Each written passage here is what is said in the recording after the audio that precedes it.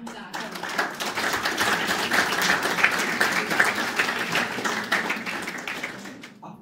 sentite bene? Fino laggiù in fondo?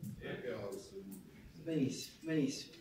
Allora, grazie di essere venuti qui, sono emozionatissimo, quindi se nei primi minuti mi trema un po' la voce sappiate che mi incutete terrore, un po', è normale essere emozionati, ma faccio queste cose anche per questo, per essere emozionato. Vorrei partire così. La mia parte di relazione ha a che fare con il punto di vista dell'ipnotista. Quindi potrò usare delle parole che magari non si confanno, che ne so, al mondo della medicina o al mondo del marketing o al mondo del cyberspazio, ok? Cercherò di introdurvi un po' quello che è il mondo dell'ipnosi. Vorrei, se mi concedete, visto che qui si parla di intelligenza, avere un passo molto molto molto rapido. Mi fermerete se direte, oh, qui non si capisce più niente, però ovviamente preferisco darvi molte più informazioni piuttosto che darvi 2 o 3 informazioni e basta, perché di solito si tende a dire, ma vabbè dai, una conferenza così, si dà 2 o 3 informazioni, tanto le persone non seguono. Secondo me invece voi poteste seguire, e come? Partirei direttamente da ciò che ha scritto Claudia, o comunque chi per lei, nella brochure, ok? Che dice il punto di vista dell'ipnotista è come si relaziona ai processi mentali. La PNL e l'ipnosi sono reali?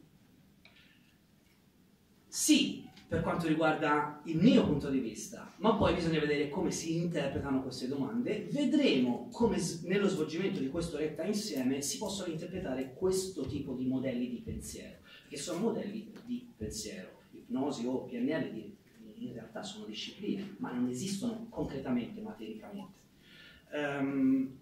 Oppure sono un prodotto della mente stessa. Cercheremo di comprendere innanzitutto che cos'è la mente dal punto di vista dell'ipnotista. E qual è il vero potere dell'ipnotista? Non c'è. A meno che non abbia una grande cultura, una grande esperienza, un certo tipo di bagaglio esperienziale all'interno della comunicazione. L'idea che spesso è stata venduta, diciamo così, dell'ipnosi è qualcuno che riesce a avere potere su qualcun altro. Oggi cercherò in qualche modo, anche chissà, ingannando un po' la vostra mente e cercando di cambiare le vostre convinzioni nei confronti di una disciplina così usata, ok? Anche nel mondo del marketing, anche nel mondo del cyberspazio, su internet vediamo trattati di ipnosi conversazionale in continuazione, ok? Viene usata dalle pubblicità. Quindi parleremo di queste cose. In qualche modo cercherò di farvi capire, dal mio punto di vista, ovviamente molto modesto, che cosa significa per un ipnotista relazionarsi con questi punti. E qual è il vero potere dell'ipnotista? Discussioni, punti di vista e chiarimenti su tecniche e strategie utilizzate dagli operatori della PNL e dagli ipnotisti. Perché l'ipnosi è così importante nella nostra società? E perché non è ancora diffusa come dovrebbe?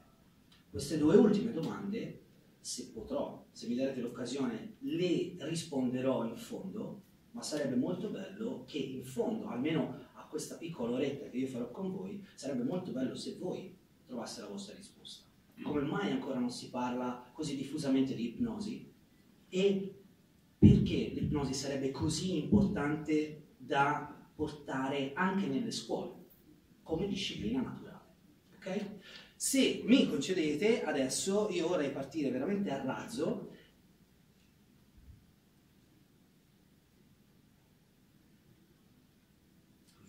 Ok, no scusate, no, perché non era la prima,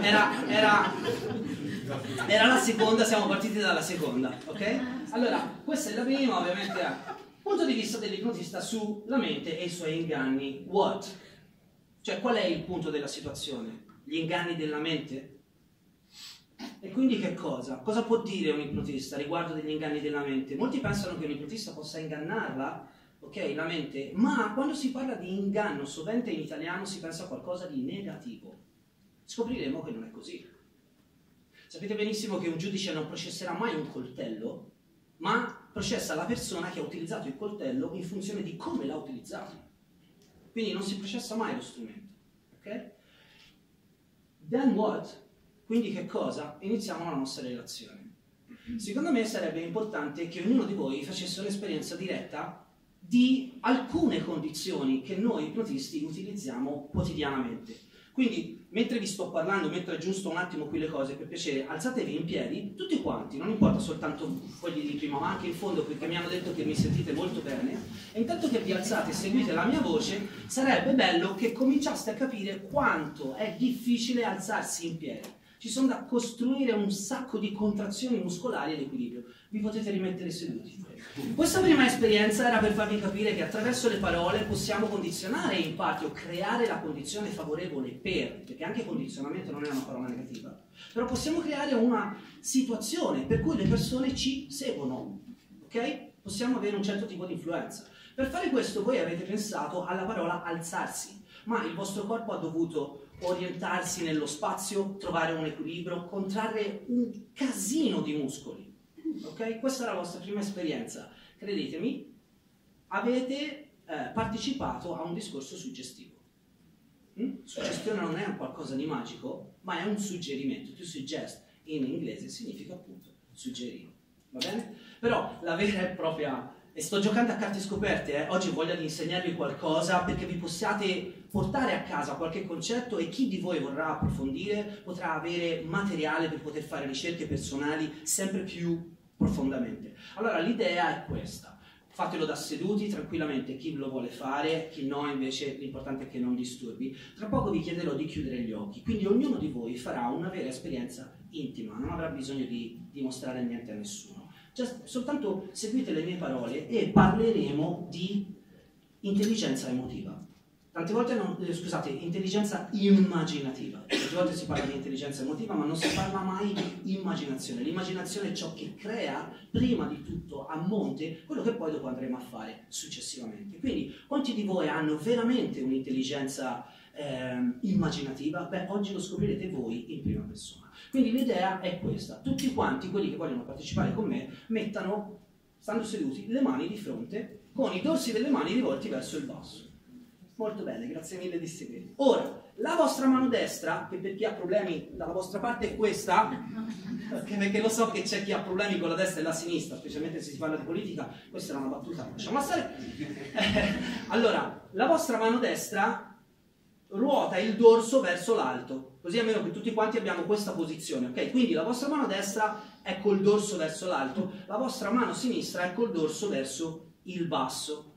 Benissimo, a questo punto, mentre tenete le mani così, intanto che ascoltate la mia voce, potete chiudere gli occhi, prendere un respiro, trattenerlo un po' e lasciarlo andare mentre vi rilassate. E cominciate a immaginare dentro di voi il fatto che io stia posizionando sulla vostra mano sinistra un dizionario della lingua italiana veramente molto pesante. È un dizionario con una copertina rigida, di cartoncino. E sapete quanto è pesante la cultura, il peso della cultura? E intanto che sentite questo peso che vi porta verso il basso, la mano sinistra, vorrei che vi immaginaste contemporaneamente il fatto che a destra c'è uno spago legato con alla parte superiore un palloncino gonfiato ad elio, libero, che si libera nell'aria.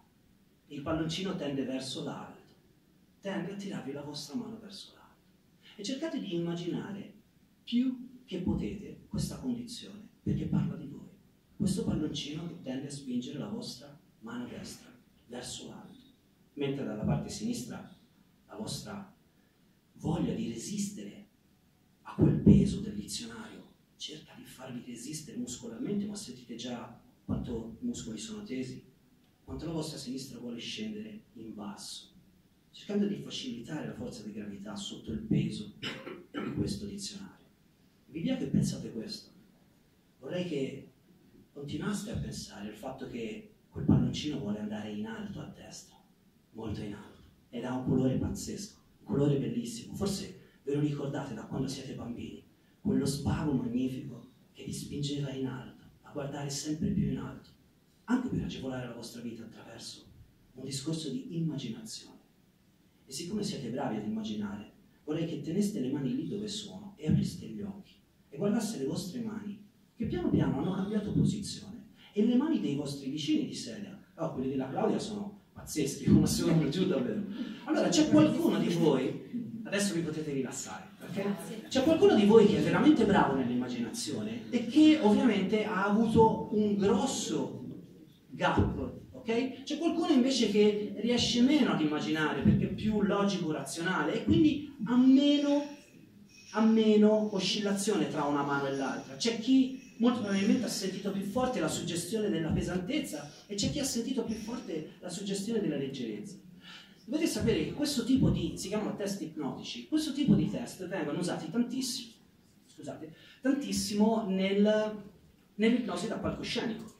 Quindi le persone che sono state ingaggiate da queste suggestioni e hanno tantissimo di valico sono le più pronte a rispondere bene alle altre suggestioni. Okay? Non c'è nient'altro che il vostro potere nel rispondere alle suggestioni che qualcuno vi dà, ma come vedremo poco più avanti non possiamo uscire dal contesto della suggestione. Andiamo avanti. In qualche modo vi ho detto che l'essere umano apprende attraverso le esperienze, ok?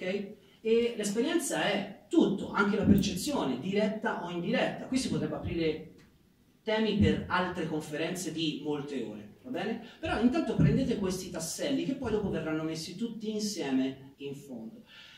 C'ho scritto errare è umano e vorrei farvi ridere un po', no? Su quanto siamo convinti che errare è umano significa che sbagliare è umano.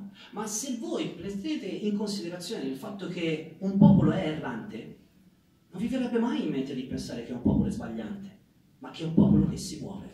Infatti, errare è umano significa è umano muoversi, non stare fermo. Ricordate questa cosa, è umano crescere, è umano muoversi, non rimanere fissi sui propri passi. Una volta un mio allievo molto piccolo mi disse perché in latino si dice errare humanum est e significa che l'uomo si muove verso est. E veramente dai, io ho riso esattamente come voi e poi mi sono domandato dove ruota la Terra? Se io ve lo faccio vedere dalla vostra parte, questo è il globo terrestre, si muove in questa direzione, si muove verso est. Errare humanum est. È naturale che l'uomo si muova verso est. Cos'è che pensate adesso? Volete ridere? O qualcosa dentro di voi è cambiato? È un trucco della mente? O avete agevolato voi stessi per una più ampia comprensione e consapevolezza di quello che credevate fosse? Ma adesso ne siete più consapevoli e può essere ancora di più. Sono domande che lascio aperte a voi perché ognuno di noi dà delle risposte, ok? Non vi sto ingannando in nessun modo, vi ho detto voglio giocare a carte scoperte. Okay? Voglio insegnarvi qualcosa, ma cominciate a capire quanto molto più profonda è questa disciplina rispetto a quello che invece hanno fatto sì che credessimo. Paolo, l'ho detto bene, ragazzi, italiano. Allora, andiamo avanti.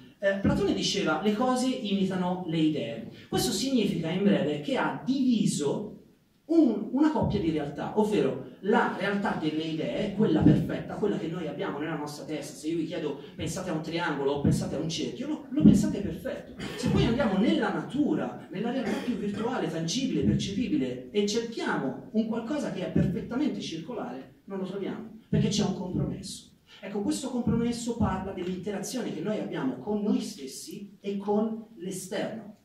Questo è il grande gioco magico di quello che è l'ipnosi e le suggestioni.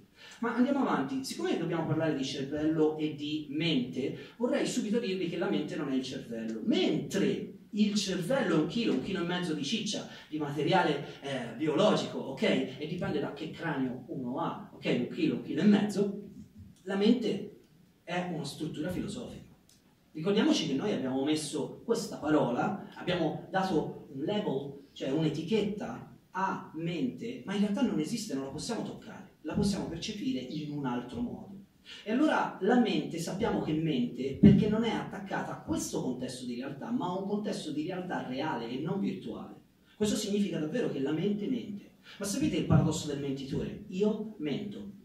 E allora, se è vero che mento, allora non sto mentendo perché ho detto la verità. E via discorrendo, molti di voi conoscono il paradosso del mentitore. È un fondamento filosofico, ok? Allora, se la mente mente e accettiamo che menta, è giusto ingannarla? Vedremo in fondo alla conferenza che sì, è giusto ingannarla, perché altrimenti non riusciamo a crescere. Se noi vogliamo crescere, espandere noi stessi attraverso qualsiasi tipo di meccanismo, può essere la nostra professione, può essere la nostra crescita personale, abbiamo la necessità in qualche modo di evadere dal nostro spazio che già conosciamo e quindi in qualche modo ingannare ciò che prima conoscevamo. Uno dei modelli più funzionali che vengono utilizzati in ipnosi è il concetto di mente conscia, mente inconscia. Ancora una volta, mente è un costrutto filosofico, ricordatevi, ok? Non è il cervello. Allora, si dice che il cervello è la fabbrica della mente, quindi è un po' il traduttore ciccioso, fisico di ciò che è nella mente, va bene? Allora, la mente conscia è quella parte di noi più analitica, razionale, più meccanica, gli piace un sacco la causa e l'effetto, è numerica e soprattutto può ottenere contemporaneamente 7 più o meno 2, diceva Miller, informazioni. Ok? Quindi 7 più o meno 2. Nel mio caso, io che sono un ipnotista, quando si parla di ipnosi posso ottenere in maniera razionale 9 informazioni contemporaneamente. Se magari invece, che ne so, si parla di cucito, che non sono tanto bravo a cucire, ne posso ottenere poche di informazioni, ok? Perché la mia mente non è preparata a quello, c'è questa oscillazione, ma comunque sono poche contemporaneamente le informazioni che la mente conscia può ottenere. Mentre la mente inconscia può ottenere terabyte di informazioni. Non a caso, mentre ascoltate me e mentre sapete che state respirando, il vostro battito cardiaco sta continuando a tenere il passo giusto perché voi seguite me. Nonostante io dica una cosa o l'altra, riuscite a fare del significato attraverso questa pressione sonora che noi chiamiamo linguaggio. E tutto questo lo facciamo inconsciamente. Dovete sapere che l'inconscio è, per noi ipnotisti, il 95-98% della vita di una persona. Quindi, a differenza di quello che è la matematica della psicologia e della scienza, niente contro la psicologia, assolutamente niente. Però nel senso, invece di essere razionali e logici, noi preferiamo avere un dialogo con la parte più grande che prende le decisioni, che è la parte inconscia. Vedrete molto probabilmente, perché conosco i 2 cavalli, scusatemi se dicevo cavalli, ma siamo cavalli di razza, ok? Molto probabilmente anche loro sottolineeranno questa cosa, che alcuni tipi di comportamenti vengano agiti a livello inconscio, più che razionale, ok? Tutti noi lo facciamo, io compreso, io non sono fuori dai giochi perché sono ipnotista, sono insieme a voi a giocare su questa vita, va bene? Allora, andiamo avanti. Conosciuto questo modello, cominciamo a capire che cos'è la ipnosi e la PNL. PNL, per chi non lo conoscesse, significa programmazione neurolinguistica, una disciplina nata negli anni 70 da Richard Bandler e John Grinder. Serve per riuscire a estrarre strategie che funzionano in qualcuno che le sa far funzionare, per poi dopo introdurle, si dice il termine esatto, installarle, okay? Seguendo un linguaggio di programmazione, installarle all'interno di persone che vogliono funzionare meglio. Ma insomma, si possono usare tantissime tecniche della PNL. Perché oggi non ve ne parlerò moltissimo? Perché nel grande universo della ipnosi c'è un piccolo contenitore che è quello della PNL. Perché vi dico che è all'interno del contenitore? Perché la PNL non funziona se non ci sono dei paradigmi ipnotici che stanno agendo. Quindi si dice che la PNL non funziona se non è disciolta in un ambiente ipnotico. Ecco perché preferisco parlarvi di ipnosi. Me lo concedete? Ok, questo era un sì. Ok, allora, cosa sono realmente? Facciamo chiarezza. Partiamo da che cosa non è l'ipnosi. L'ipnosi non è trance. Si utilizza l'ipnosi per andare in trance. Ok? Quindi cerchiamo di capire allora che cos'è questo benedetto stato di trance. Allora, in questa slide comincerete a conoscere le prime 3 tecniche per agevolare voi stessi nel ingannare la vostra mente a vostro favore, oppure come gli altri utilizzano questi tipi di strategie con voi. Quindi da ora in avanti il mio passo sarà molto sostenuto, cercate di tenere botta, ok? Ve lo dico proprio in slang, va bene? Allora, se io dovessi descrivere lo stato, e lì c'è lo stato di trance, ma va bene qualsiasi altro stato, lo stato di gioia, lo stato euforico, lo stato depressivo, non vuol dire uno stato in generale, lo descriverei con 3 aree diverse. Un'area è quella del linguaggio, ovvero come noi comunichiamo con noi stessi, con il nostro dialogo interiore, con le nostre immagini che abbiamo all'interno di noi. Questa è una parte. L'altra area è l'area della fisicità, o meglio detto, posturalità. A seconda della posizione che io prendo nei confronti di qualcosa, sentite l'assonanza metaforica, prendere posizioni nei confronti di qualcosa. Non è prendere posizione soltanto nei confronti di una relazione fisica, ma è prendere anche una posizione nei confronti di una relazione metaforica, ok? Prendere una posizione nei confronti del lavoro. Allora, a seconda della posizione che io ho, se è più o meno di potere, viene detto, riusciamo a mandare dei segnali al cervello per cui indirettamente il cervello poi secerne delle molecole che ci fa stare in un modo o nell'altro, ci fa cambiare stato e quindi riusciamo ad ottenere uno stato più o meno potenziante a seconda di ciò che vogliamo fare. Perché per esempio noi diciamo spesso che l'ipnosi rilassa, ma non è vero, l'ipnosi può eccitare. Non a caso, scusatemi, tanto siamo tutti adulti, l'ipnosi viene usata anche nel sesso. Ok? Quindi vedete quante aperture sto facendo per farvi capire che è una disciplina veramente ampia e parla proprio dell'essere umano sotto tutti i punti di vista. L'altra parte è la parte biochimica. Ora, per chi non ha studiato chimica, per chi non ha studiato biologia e per chi non le ha messe insieme la biochimica, sarà molto facile. Se voi stasera andate a casa con degli amici, vi mangiate una bella cenetta sana, vi bevete mezzo bicchiere di vino, state bene, siete in uno stato, in un mood buono, potenziante, ok? Siete allegri. Se invece mangiate un pesce marcio, io non voglio dire il primo minuto, ma dopo un quarto d'ora siete in bagno a vomitare e siete in uno stato pessimo. Questo significa che ciò che noi buttiamo all'interno del nostro corpo, sia esso respirato, siano essi, non sono un medico però mi permetto in questa circostanza di dirlo, dei farmaci, ok? Quindi delle molecole chimiche, siano essi dei reagenti che sono all'interno della roba che mangiamo, quindi per esempio conservanti, quindi per esempio però, tutto questo cambia lo stato. E adesso cominciate ad avere 3 tecniche fondamentali. Se voi volete cambiare stato, cominciate a parlare diversamente dentro di voi. Cominciate a proiettare immagini diverse dentro di voi. Cambiate posizione. Guardatevi da un altro punto di vista. Ok? E potrete cambiare stato. E l'altra cosa è mangiate meglio, respirate meglio, abbiate cura del vostro organismo. Queste 3 cose ve lo voglio chiedere a voi. Quante volte vengono usate, tra virgolette, contro di voi? Quante volte vi viene parlato in una certa maniera perché veniate messi all'angolo e non abbiate più scelta, dovete per forza andare a prendere un certo tipo di prodotto, ok? Sto parlando per esempio di un prodotto, una pasta, una marca piuttosto che un'altra.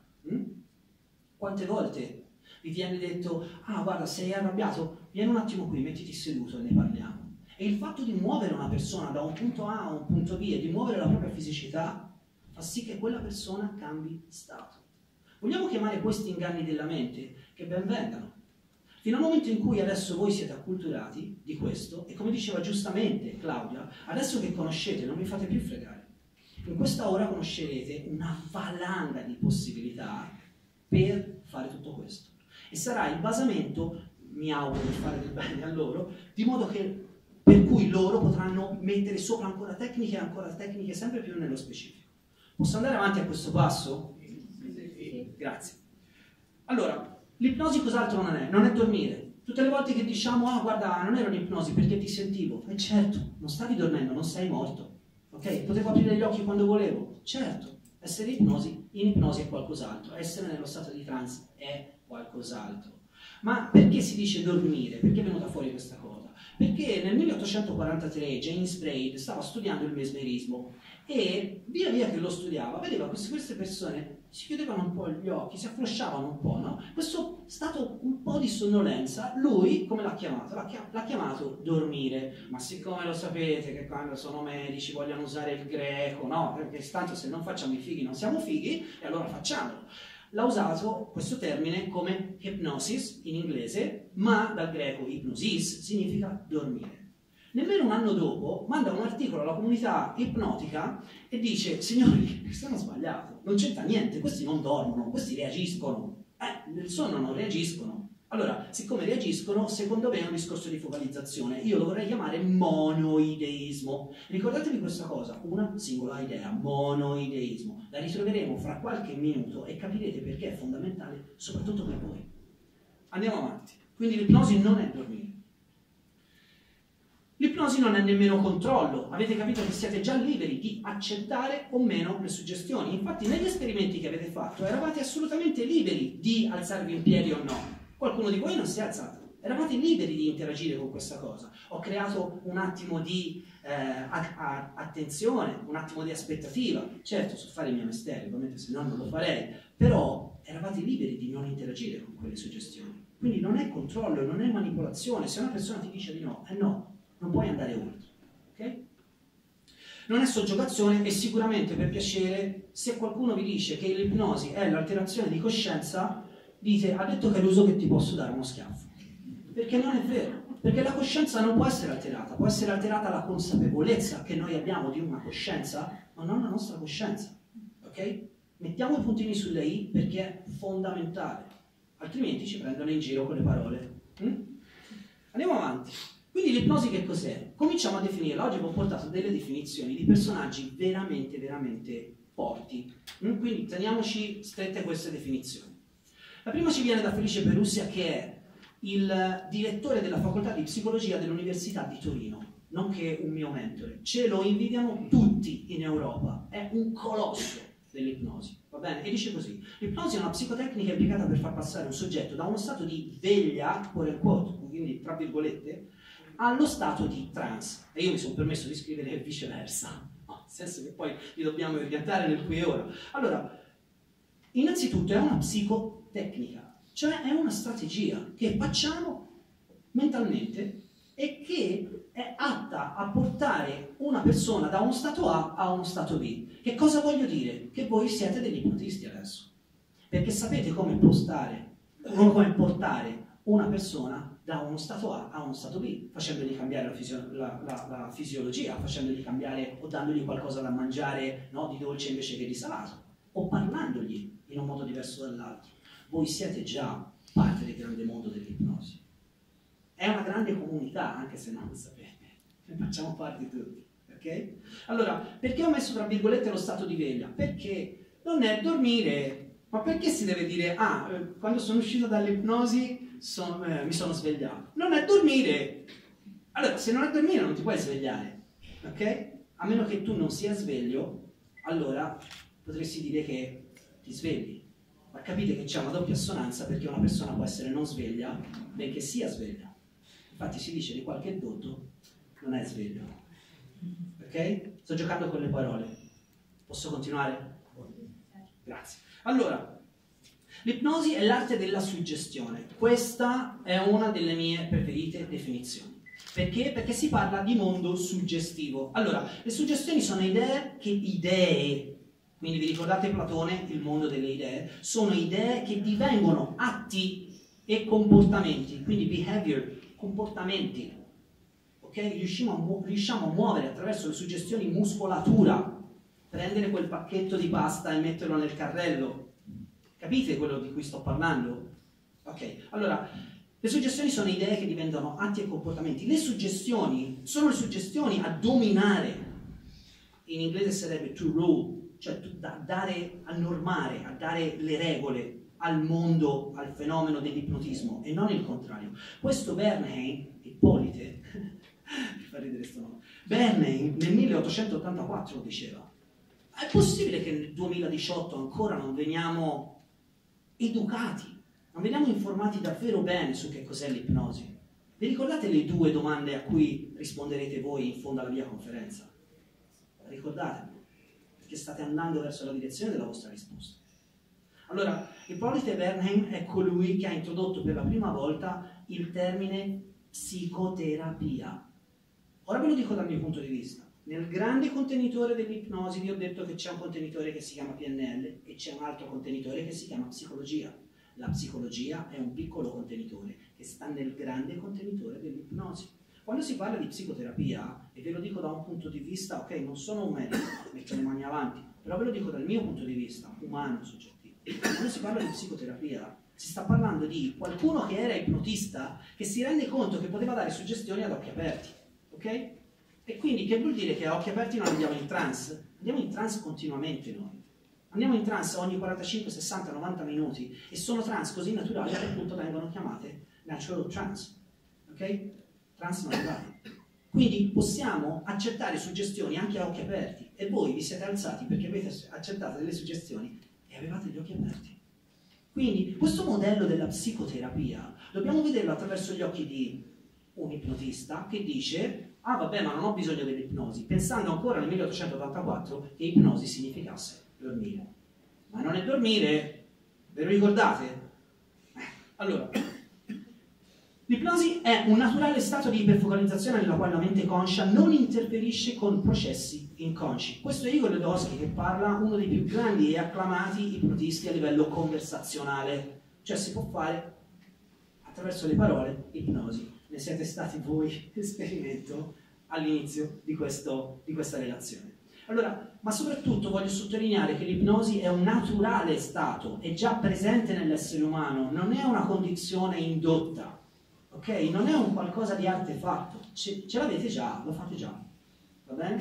Soprattutto la mente conscia, cioè la logica, la razionalità, il nostro meccanismo causa e effetto, non interagiscono con processi inconsci, emotivi, non logici, artistici, ok? La mente inconscia è quella mente che irradia completamente una stanza, è come il bulbo di una lampadina, quando l'accendi, non è che prima illumina quella tenda, poi illumina quella finestra, illumina tutto contemporaneamente. Quindi per l'inconscio non esiste causa e effetto. Molti dei miei clienti sanno che l'effetto viene sempre prima della causa, perché non c'è possibilità di avere una causa se noi non abbiamo in testa che effetto vogliamo avere. Ecco perché diventiamo noi condizione necessaria per la causa. È un discorso molto elaborato, ci vorrebbero ore per comprenderlo, però intanto ho cominciato a comprendere quanto una mente lavora completamente diverso dall'altra. L'ipnosi è un'attività introspettiva intenzionale. Internazionale, sì, anche internazionale. Allora, un'altra volta, l'ipnosi è un'attività, è un processo che facciamo. È introspettiva, vuol dire che si parla di qualcosa dentro di noi, quindi è un'attività che facciamo al nostro interno, è intima e è intenzionale. Ora, guardate, Enrico Facco, e mi fa piacere nominarlo, perché secondo me poco l'hanno nominato, è un medico anestesista che ha fatto, da un punto di vista mediatico, qualcuno di voi conosce Enrico Facco? Per alzata di mano? Vedete, è strano. È quello che i media hanno cominciato a bombardare come il primo che ha fatto un'operazione in anestesia ipnotica in Italia. Se non sbaglio in Sardegna. Cosa vuol dire? Che io posso prendere una persona, aiutarla ad andare in uno stato di trance, farle vivere un'anestesia in una parte del corpo, gli è stato estratto un tumore e poi è stata riportata, orientata, svegliata, tra virgolette stavolta, ok? Di modo che non avesse nessun dolore. Questo si può fare con l'ipnosi. Enrico Facco l'ha fatto. Adesso quando vi diranno, ma l'ipnosi è sì, io non ci credo, ma come fai a non credere a una cosa che è fatto? È un fatto, è un atto compiuto. Ci sono delle prove tangibili anche per coloro che vogliono soltanto parlare di razionalità, meccanica e causa e effetto. Ci siamo fino a qui? Sto andando troppo veloce? Vorrei spingere troppo. Perfetto. Allora, l'ipnosi è tutto tranne una relazione casuale. Non c'è causalità. Ci sono delle strutture, delle strategie, delle tecniche precise che gli ipnotisti devono studiare e esperire primariamente su se stesso. Ecco perché io non sono d'accordo, tante volte diciamo, ma ti fai un corso di una settimana. No, non è così. Tu fai un percorso che dura anni, fai un'esperienza su te stesso. Si dice, tu non fai ipnosi, tu divieni ipnosi, altrimenti non ti funziona niente. Tu sei l'agente, reagente, il facilitatore che vuoi innescare negli altri. Diceva Mahatma Gandhi, che significa la grande anima di Gandhi, sii il cambiamento che vuoi vedere nel mondo. Quindi ci vogliono degli anni per comprendere che cosa significa esperienza ipnotica. Ma è una relazione non casuale. Tra l'altro Milton Erickson, che ha praticamente considerato il padre dell'ipnosi moderna, lui diceva non esiste l'ipnosi è tutto. Se pensate che voi, per comprendere quello che io vi sto dicendo, passate da uno stato all'altro, magari dalla curiosità, magari, già, sì, questo lo so, oppure, chissà che cosa dirà, quindi la curiosità, e praticamente siete in un flusso di stati, e l'ipnosi tende a creare flusso di stati. Quindi diceva Erickson, l'ipnosi non esiste, è tutto quanto ipnosi. Ok? All'interno del grande calderone di ipnosi c'è un contenitore molto più ampio che è quello delle suggestioni, come diceva Hippolyte Bernheim, poco fa ne parlavo.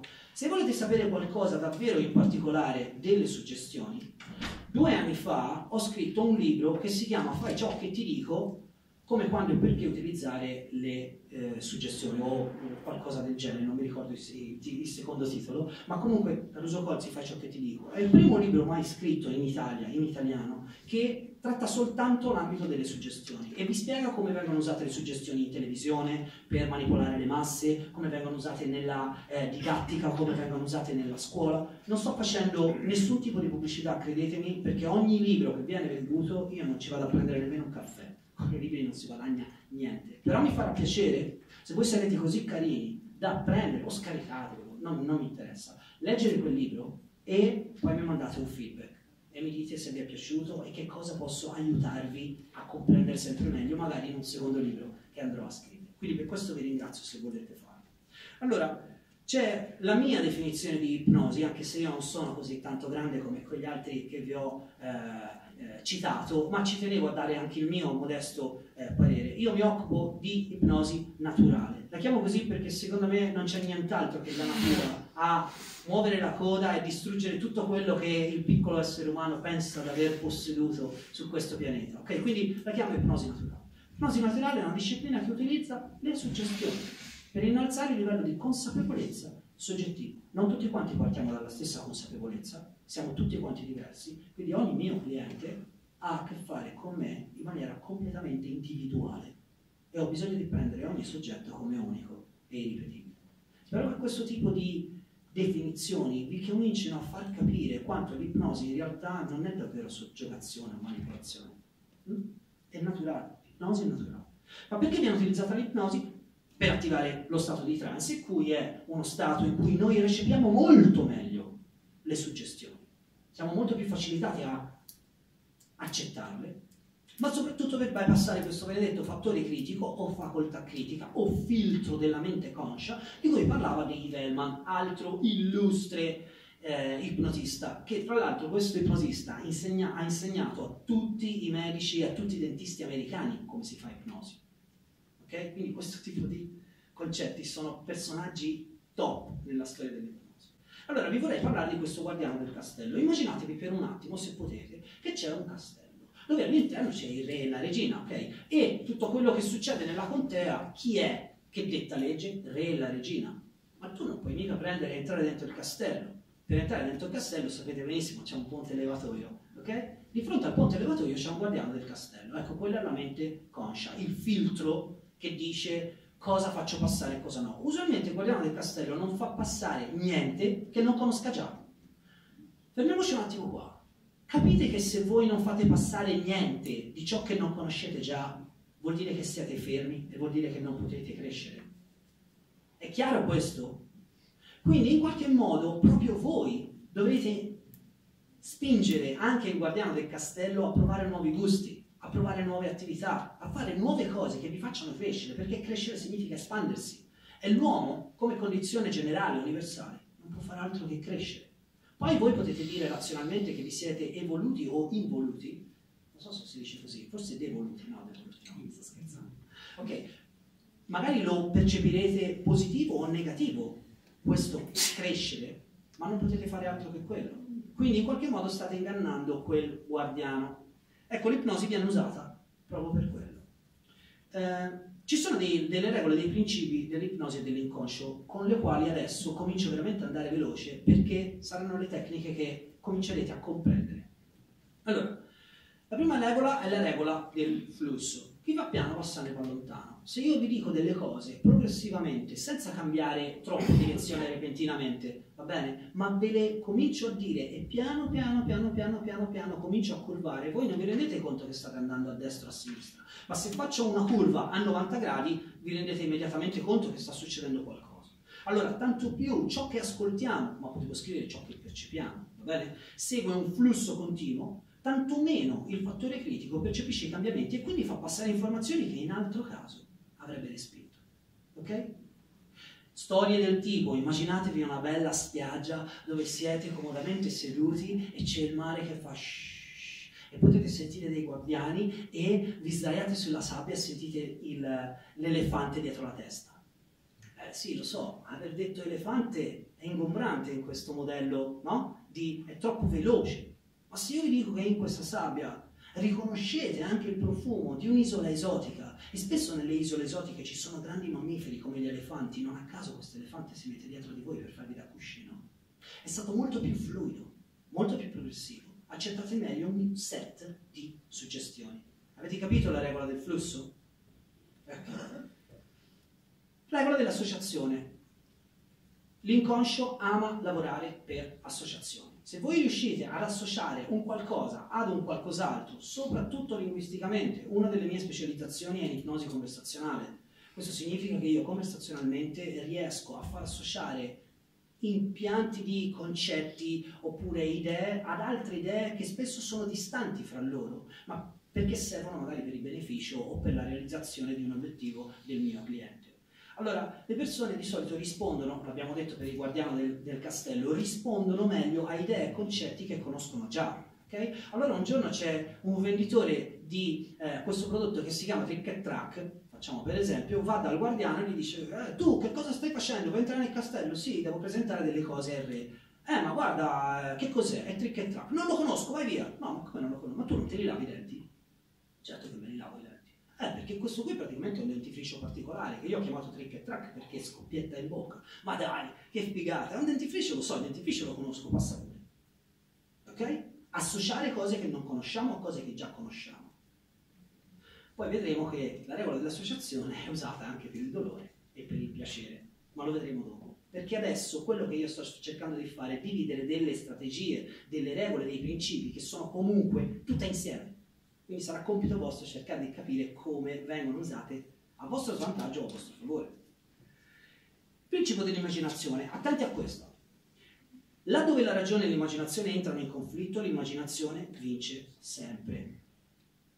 Caso vero. Entra in studio questa signora. Vi interessa un caso che ho risolto? Allora, entra in studio questa signora e mi dice: guarda Caruso, io sono sotto la custodia di un medico molto importante. Devo abbassare il mio peso, ok? Perché ho problemi fisici, cardiovascolari. Ma lui mi ha consigliato un nutrizionista. Quindi io sono sotto la cappa del medico e sto seguendo un nutrizionista. È 3 settimane che sto andando da un personal trainer per fare attività. Ho perso qualche chilo ma vorrei incrementare. Vado dal medico e mi dice: ma scusa, ma perché non vai da questo ragazzo capellone che si chiama Caruso e che ti può dare una mano? Sì, ho detto capellone ma non l'avete preso. Va bene, uguale. Allora, vai e ti dà una mano mentalmente a raggiungere degli obiettivi molto più velocemente. Benissimo, dico. Caspita, lavorare in team è una cosa che mi piace tantissimo. C'è questa signora e le dico: guarda signora, si sieda pure sul divano. Le faccio 2 o 3 domande. Lei vuole dimagrire? Mi fa: ma stai scherzando? Certo che voglio dimagrire, sto spendendo un sacco di soldi, un sacco di energie, lo sto dicendo a tutto, sai, perché dimagrire mi farà bene. Perfetto, guardi, si rilassi un attimo, chiudi gli occhi, si immagini che adesso è di fronte a uno specchio, io tolgo una coperta dallo specchio e lei mi dice come si immagina. E lei mi fa: io mi immagino cicciona. Ecco, abbiamo la realtà della razionalità che ci dice voglio dimagrire, ma l'immaginazione vince sempre sulla realtà della razionalità. Perché sono 2 realtà diverse. L'immaginazione, dovete sapere che è il primo concetto di comunicazione che noi utilizziamo con il nostro io profondo. Okay? Non possiamo fare altro che immaginare, perché fino a 6-7 anni non abbiamo una grossa razionalità. Non a caso gli ipnotisti dicono che fino a 6-7 anni i bambini sono quasi sempre in stato di trance. È per questo che hanno una fervida immaginazione ed è per questo che imparano molto più velocemente se stanno immaginando. Allora capite che a nostro favore ci deve essere la nostra immaginazione. Tante volte spingiamo sul fatto che concentrati, le cose le devi sapere, ma sii razionale. No, ma chi va avanti è uno che ha un processo immaginativo enorme. Ci siamo fino a qua? Ok. Allora, principio del dolore e piacere, ve l'ho nominato prima. Il principio del dolore e piacere funziona così. Le persone non amano tanto il dolore e si avvicinano al piacere. Il problema qual è? È che quando noi razionalmente individuiamo una parola come piacere, dolore, noi pensiamo a qualcosa che ci fa male. Il nostro inconscio non ha l'idea del piacere o del dolore, del bene o del male. Il nostro inconscio vede soltanto ciò che funziona o ciò che non funziona. Ma quanti, scusate, per alzate di mano, quanti di voi fumano? Ok. Siete d'accordo se io dico che siete fumatori ma sapete assolutamente che vi fa male?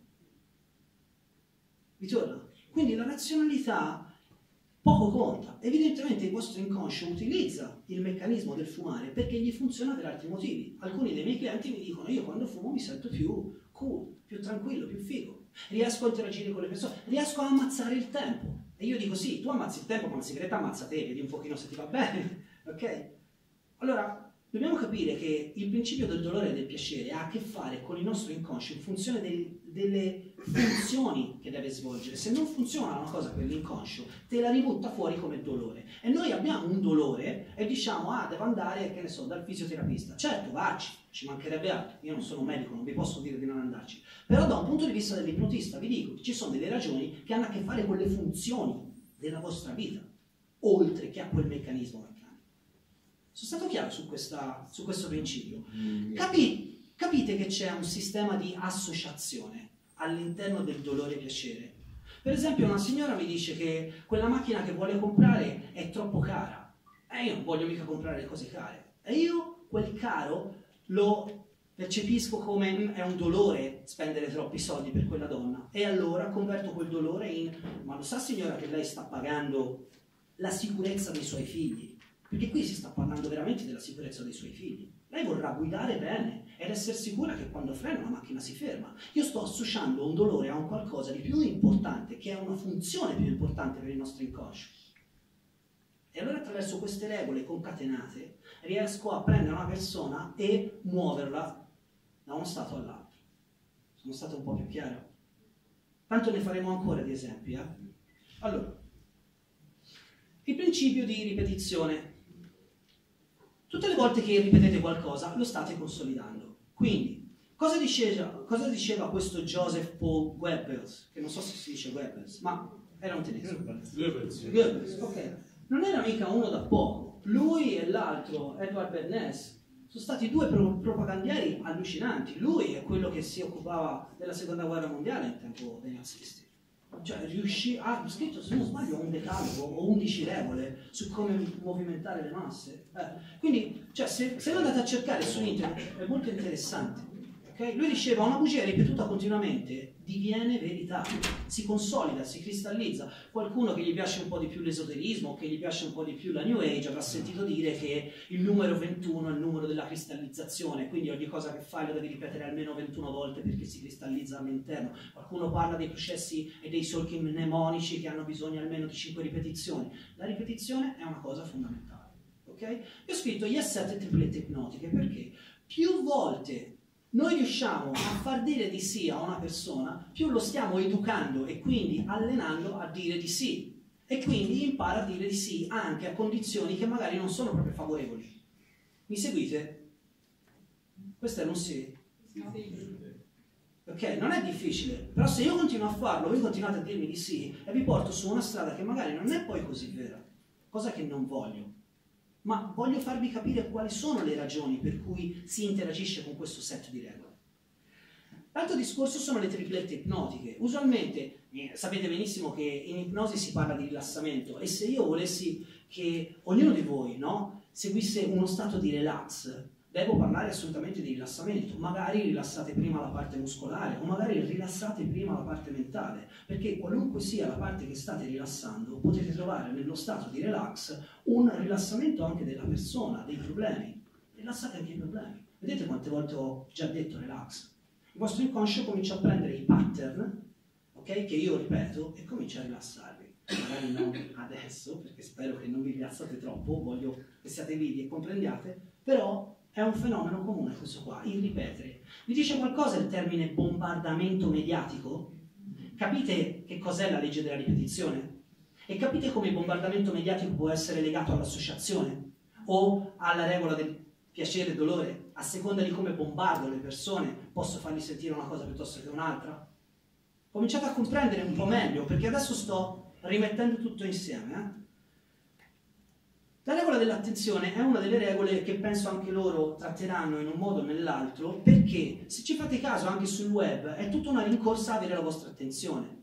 Ora, là dove l'attenzione va l'energia fluisce dice poco, ma in inglese fa la rima ed è where the attention goes, energy flows. Quindi è molto più figo. Vabbè, comunque, fa la rima. Allora, Se io ho l'attenzione di qualcuno su un oggetto, questa cosa qui, se io la mantengo per tanto, diventa un atto anche di ripetizione. Guardate che sto rimettendo insieme le regole, ok? Sto associando l'importanza di quel soggetto all'energia che io sto mettendo. Se io ho messo tanta energia in qualcosa e quel qualcosa è un qualcosa di poco valore, non vuol dire perché io ci ho messo tanta energia, mi sono impegnato e quindi sarà difficile che io me ne voglia separare. Cominciate a capire la regola del dolore e del piacere legata all'associazione, legata alla regola dell'attenzione. Quando si parla di attenzione non è oh, attenzione, non quell'attenzione. Attenzione come concentrazione o meglio focus. Va bene? Allora, questa è una regola che la vedrete sempre.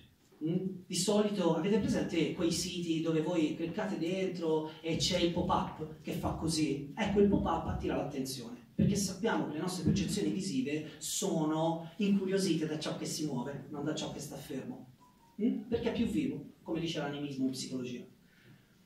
Principio dell'autorità, la stessa cosa, la stessa informazione ha più valore se viene dato da un'autorità. Se c'era un macellaio qui con tutto il sangue addosso di una mucca che ha appena macellato e viene e vi parla di ipnosi, sì vabbè magari l'ascoltate perché è una cosa buffa, però magari riuscite a dare più importanza a qualcuno invece che l'ipnosi la fa, scusate, quotidianamente. Come quando parleranno di marketing o cyber spazio, darete molta importanza alla loro autorità. Ma vi voglio dire una cosa, state attenti perché l'autorità spesso e volentieri è una cosa costruita a tavolino. Vi è mai successo, e vi chiedo davvero per alzata di mano, vi è mai successo di sentire o di leggere il termine azienda leader nel settore? A quanti di voi? È autorità costruita. Ma secondo voi uno che è leader nel settore ha bisogno di scrivere leader nel settore? È un modo per attirare la vostra attenzione. Quante volte vi è successo di sentir dire sì, ma sai, io sono 50 anni che lavoro in questo settore, e voi associate il concetto del tempo al concetto della qualità. Ma non è vero! Non è perché una persona ha lavorato 60 anni in una ditta che è bravo, magari è un babbeo. Ok? Non è il tempo, è la qualità del tempo che conta. Vi torna? State cominciando a rimettere insieme tutte queste cose che vi sto dicendo? È importante per me che capiate, di modo che poi dopo io vado via e so che ho fatto qualcosa di buono per tutti voi. Ok? Allora, dove si utilizzano, e è la conclusione questa qui, ok? Dove si utilizzano ipnosi e PNL? Ok, non ho parlato molto della PNL, ma diciamo dove si utilizza l'ipnosi? Tadan! Politica, propaganda, pubblicità, vendite, informazione. Informazione intesa come rotocalchi, televisione, ok? Tutto questo bagaglio di informazioni quotidiani e viceversa. Sport, perché tutti... Allora, io non so quanti sportivi ci sono adesso nella stanza, chi fa sport, ma se voi guardate i professionisti, io ho lavorato con professionisti, tutti quanti sanno come allenarsi, Cioè non è che c'è segreti, tutti quanti sanno come allenarsi. Chi è che va più avanti? Chi ha un qualcuno che gli fa da trainer mentalmente. Per esempio, quando c'è stata la Olimpiadi a Sydney, i russi hanno deciso, invece di portare i classici motivatori, cioè per spingere le persone, dai che ce la fai, dai che ce la fai, ok? Di quelli che vorresti picchiare con il bastone ben stagionato, di quercia dura, no? Ecco, invece di portare questi personaggi, che cosa hanno fatto? Hanno portato 11 ipnotisti. Fatto sta che in quella particolare Olimpiadi i russi hanno portato a casa, se non sbaglio, 39 medaglie. Cioè è tanta roba, capite? Quindi anche nello sport. Poi c'è il benessere economico e quindi tutto quello che fa parte del mondo della ricchezza, del saper come gestire il denaro, dell'essere più ricchi dentro per manifestare ricchezza fuori, ma magari di questo ne parlano molto meglio i miei colleghi, insomma. E poi della crescita personale. Sì, io... Dai Carlo, no Carlo, io ti sto pompando, dai. Allora, la crescita personale, che è il mio indirizzo in particolare, cioè lo sviluppo della persona nel suo individuo e quindi l'accrescimento di una consapevolezza, e poi si utilizza nella salute. Vi ho detto per esempio Enrico Facco che l'ha usato per fare operazioni, ok? Ma sappiate che in Italia siamo indietrissimo, in Germania e in Olanda viene usato continuamente l'ipnosi, anche dai dentisti viene usato continuamente. Le persone vanno in trance, tu gli dici che hanno una parte anestetizzata, gli fanno l'operazione, fine. Ok? L'altra cosa è nella scuola. Se mi concedete vi chiedo la cortesia, ok? Mi concedete altri 2 minuti per parlare della scuola e di come tutta questa roba viene utilizzata nella scuola? Perché magari nell'impianto salute, non tutti quanti, e vi auguro di no, non tutti quanti ci siamo cascati, ma a scuola ci siamo andati tutti. E siccome io sono più di 20 anni che insegno musica nelle scuole, in determinati tipi di settori delle scuole, ok? Che è stato un qualcosa che mi sono comunque coltivato al di là della mia professione da ipnotista. Ecco, vorrei parlarvi della scuola e di come certe volte si dovrebbe parlare di sistema di istruzione di massa. E no, non ho sbagliato, non l'ho messa apposta. Senza apostrofo. Esatto, quell'apostrofo non l'ho voluto mettere, ok? Perché l'hanno voluto mettere loro. Ma adesso cerchiamo di comprendere che cos'è un'istruzione e che cos'è invece una educazione. Tanto per capire tutte queste regole, mettiamole insieme all'interno di un grande ambiente in cui tutti noi siamo stati e molto probabilmente se vogliamo crescere andremo ancora a scuola. Okay? Scuola non è soltanto le 4 mura, scuola è magari per voi anche questo, se c'è qualcuno che vuole fare dell'ipnosi, magari vede questo frangente mio come una piccola lezione. Okay? Quindi scuola è in senso lato. Per istruire, noi dobbiamo avere in testa che istruzione significa un qualcosa che io so e ve la conficco in testa a voi. È una brutalità, ma soprattutto bisogna che io crei un contesto di modo che voi che siete istruiti siate tipo delle macchine, degli automi. Perché si dice istruire il corpo macchina? Colui che programma il computer non è che lo sta educando, lo sta istruendo, gli butta dentro delle informazioni e il computer non fa storie. Tu schiacci quel link, boom, arriva l'altro link. Ok? Non c'è un senso critico, non c'è una sorta di ma io voglio comprendere meglio e voglio interagire con chi sono. Istruzione significa il professor Tardetali ti ha detto che le cavallette saltano soltanto con la gamba destra, tu quando ci sarà l'esame o all'università o alle superiori gli devi ripetere esattamente quello. Vi è mai successo di sentire quel paradigma filosofico per cui si dice nessuno può sapere ciò che tu realmente sai? Questo annienta il nostro modo di fare esami. Ma cosa esamini una persona? Non potrai mai sapere che cosa sa, ok? Però puoi far sì che quella persona tiri fuori qualcosa di sé in modo che contribuisca alla materia che tu stai insegnando. Io tante volte ho detto ai bambini ai quali insegno, non ti chiedere che cosa la scuola può fare per te. Sì, tu a chiedere a te stesso cosa posso dare in più a questa scuola, di modo che la comunità dei musicisti in quel caso aumenti, diventi più grande. Allora, educazione è tutta un'altra storia. Educare, condurre, ok? Significa prendere qualcosa dall'interno di quella persona e portarlo fuori, saper portare alla luce il meglio di ogni singolo individuo. Ma per fare questo dobbiamo considerare che io dovrei parlare a voi, ognuno con un linguaggio particolare. Quindi dovremmo educare prima di tutto i nostri insegnanti ad essere degli educatori davvero e non degli istruttori. Va bene?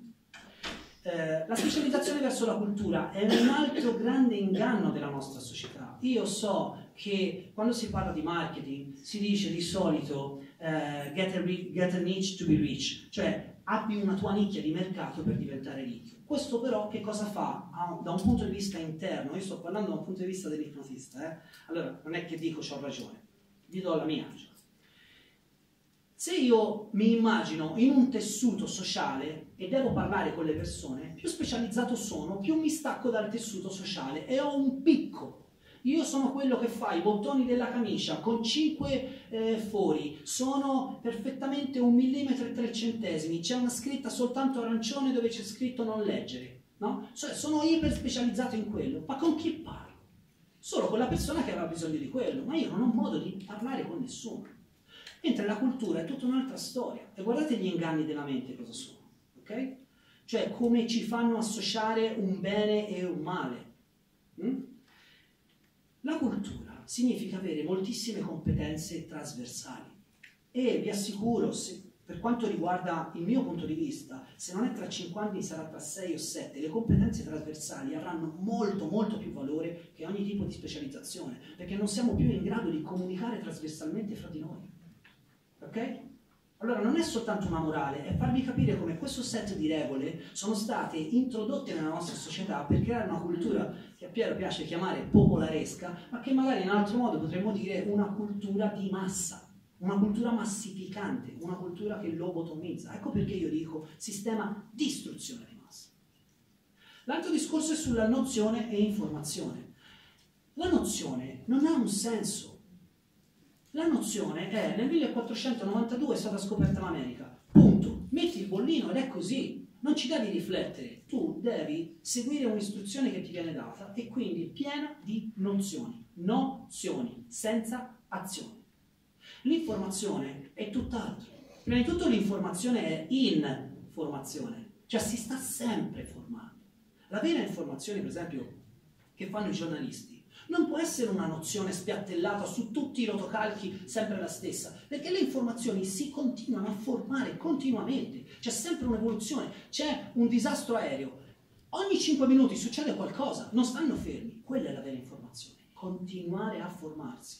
Non solo, c'è un altro modo per descrivere il termine informazione, che è l'azione che la forma crea all'interno di noi. E spero che ci siano delle domande, se volete io vi posso rispondere. Con questo concludo. Questi sono i miei posti dove mi potete trovare. Se volete vedere dei video, ne ho centinaia sul canale di YouTube, si chiama Ipnosi Naturale. Sarò contento di darvi di più se volete lavorare con me. E adesso spazio alle domande delle quali conosco la risposta. Grazie mille.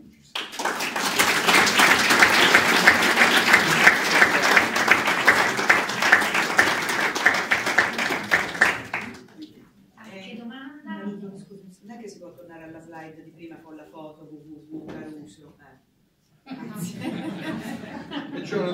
Era una domanda alla quale sapevo la risposta. Era facile, questa era facile. Se avete delle domande vi rispondo volentieri, altrimenti giustamente lascio spazio ai colleghi. Benissimo, se non avete... Domanda, è possibile nell'esperimento iniziale ad occhi chiusi che abbia predominato tendenzialmente l'andare verso il basso, perché è stato detto per il primo e per più tempo? La risposta è sì e anche no. Nel senso che magari questa è una cosa... No, hai fatto una domanda molto intelligente. No, davvero, nel senso... Allora, sì, perché magari se lo vedi da un punto di vista più ampio, io dovrei generalizzare a tutti quanti. Ma no, perché magari questa è una sensazione che tu hai avuto, nello specifico.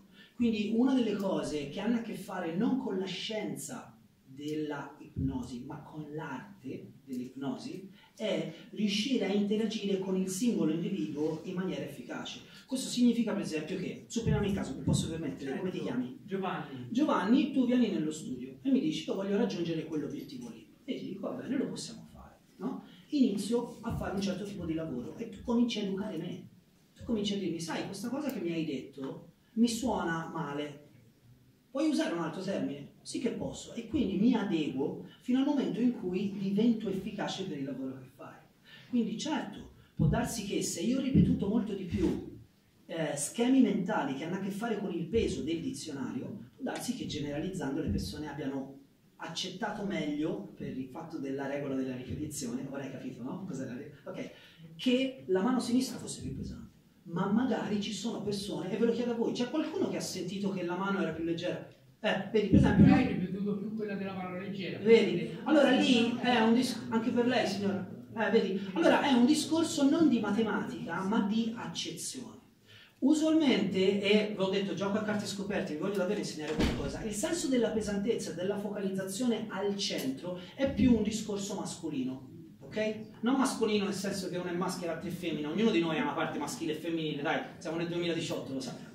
Però, invece, il librarsi in aria, l'essere più frivoli, l'essere più aperti, più liberi, ha a che fare con una nostra mente o una nostra parte più femminile, più libera, okay? Più leggera. Quindi, magari che ne so, per te è importante lavorare molto con quella parte più maschile di te e farla entrare in contatto con un sistema di liberazione e di leggerezza. Vado a provare a indovinare. Ti succede mai nella vita che ci sono delle cose che davvero non riesci a prendere con leggerezza e ti accaponi? Ok, vedi? Allora, grazie Giovanni perché davvero, grazie. Ok? Vedi come la tua domanda genera altre cose. Il fatto che tu adesso sappia questo innalza il tuo livello, anche se di poco, il tuo livello di consapevolezza, fino al punto in cui dici, ma sai che allora io posso cominciare a lavorare con la mia parte più femminile? E magari hai già risolto un sacco di cose. Ok? Se ci sono altre domande, se no... Sì, ce n'era un'altra? Intanto complimenti, e mi è piaciuto molto questo retta che abbiamo passato insieme. La domanda è sempre la solita, proprio sul discorso del... Io invece ho avuto la percezione che potesse essere invece la posizione delle braccia, cioè tendenzialmente se io tengo questo braccio così, la tensione muscolare mi dà la sensazione proprio di peso, questa maniera mi dà la sensazione di tirare su, una cosa proprio fisica, meccanica. Può essere allora, non solo sono veramente esterefatto, ma ti ringrazio. Queste che io vi ho fatto fare sono dei test che inducono a percepire il proprio corpo esattamente così. Non solo, posso fare un flashback. Vi ricordate quando io vi ho detto di posizionare le vostre mani in questo modo, di modo che non il palmo, ma il dorso della mano destra sia in alto e il dorso della mano sinistra sia in basso? Quello che ho fatto nei vostri confronti sono, e si chiamano, suggestioni non verbali. Quindi in realtà io già stavo attivando un sistema di suggestioni di modo da portare, scusate ma vi ho detto gioca a carte scoperte, di modo da portare un beneficio prima di tutto a me, farvi fare un'esperienza a voi e poi cominciare a comunicare con voi. Spero che l'abbiate gradito davvero, perché non è un trucco, è cercare di farvi capire che naturalmente noi viviamo così. Per esempio, potete per un attimo guardare la finestra? Quanti di voi guardano dove indico e non guardano la finestra? Il potere della Io mi comunicazione. faranno rifare il test dopo questa cosa, come spazio così, Il potere della comunicazione non verbale è molto, molto di più rispetto a quello della comunicazione verbale. Ho in parte risposto? No. Allora, no, c'era il signore, un secondo soltanto, andiamo. Mi dispiace. Scusate. Volevo chiedere, rispetto alle energie che riusciamo a tirare fuori, perché c'è, hai parlato di una parte in cui... La regola dell'attenzione? Sì, Okay. Là dove l'attenzione va, l'energia fluisce. ok. Vuoi saperne qualcosa di più? Sì. Per esempio, se concentri l'attenzione su qualcosa che per te è molto importante, in qualche scuola viene utilizzato il concetto di SAR, sistema di attivazione reticolare. Qualche medico dice che non è vero niente, però da un punto di vista mentale funziona. Allora, se tu sei molto concentrato nella macchina che vuoi comprare, cercare quella macchina in particolare, quel modello, ok? E dai molta attenzione a quella roba, ti sarà successo che poi la compri, ti giri e vedi soltanto macchine di quel tipo. Perché hai portato tantissimo livello di energia in quella particolare modalità, in quel particolare contesto di informazioni al tuo inconscio. Il tuo inconscio comincia a restituirti quel tipo di percezione. Voi sapete benissimo che, benché io abbia parlato fino a qui, adesso di fronte a voi, magari ci sono dei particolari di me che non avete notato. Magari avete notato che ci ho scritto 40 sull'anello, eppure è stato sempre di fronte a voi. Qualcuno sì, qualcuno no. Adesso che ve lo faccio notare, la vostra attenzione fa e arriva qui. Da ora in poi questa cosa qui diventa inevitabile. Comincia a capire come funziona. Tante volte quando diciamo cerca di proiettare nel tuo futuro ciò che realmente vuoi, alcuni ci dicono ma sì, ma dai, sono soltanto frottole, però da un punto di vista percettivo ci aiuta moltissimo. Certe volte diciamo guarda, io ho dei grossi problemi economici, mi puoi aiutare, no? E quello si fruga in tasca e ti dà un centesimo. Nella nostra società diciamo ma che stai facendo? Mi dai un centesimo? Ma mi prendi in giro? Senza pensare che invece è un contributo. Cioè, tutto quello che va a nostro vantaggio lo dobbiamo usare. Sono stato un po' più chiaro? Sì. Allora, ci sarebbero altre due domande, ma se per voi va bene le lasciamo in fondo, in modo Certo. che rispetto anche agli altri relatori. Grazie mille. Vi ringrazio tantissimo.